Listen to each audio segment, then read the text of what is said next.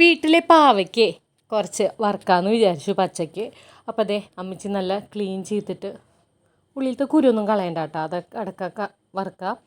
നല്ല റൗണ്ട് ഷേപ്പിൽ വെട്ടിയിട്ടുണ്ട്, അതിലേക്ക് കട്ട് ചെയ്തിട്ടുണ്ട് കേട്ടോ. അതിലേക്ക് നമ്മൾ ഉപ്പ്, മുളക് പൊടി, കുരുമുളക് പൊടി, കുറച്ച് കായത്തിൻ്റെ പൊടി, മഞ്ഞൾപ്പൊടി എന്നിവ ചേർത്ത് ഒരു അരമണിക്കൂറെങ്കിലും ഒന്ന് മിക്സ് ചെയ്ത് വെക്കണം കേട്ടോ. ഒന്ന് ഈ പാവയ്ക്കയിലേക്ക് ഇതൊക്കെ പിടിക്കാൻ വേണ്ടിയിട്ടാണ് ഇങ്ങനെ ചെയ്യണേ. പിന്നെ ഞാൻ ഒരു കുറച്ച് നെയ്യും കൂടി ചേർത്തു കേട്ടോ.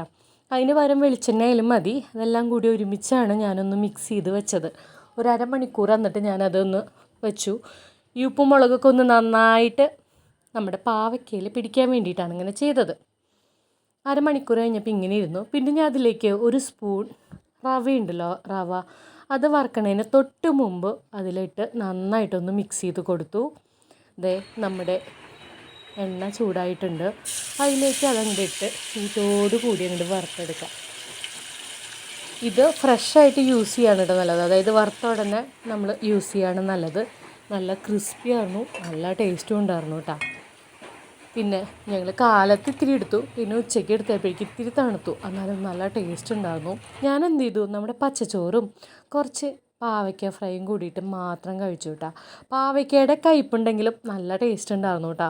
അപ്പോൾ ഇതുപോലെ നിങ്ങളും പച്ച പാവയ്ക്ക വറുക്കാനായിട്ട് ശ്രമിക്കുക, നല്ല ടേസ്റ്റ് ഉണ്ട്. ചൂട്ടോടുകൂടി കഴിക്കും വേണം കേട്ടോ.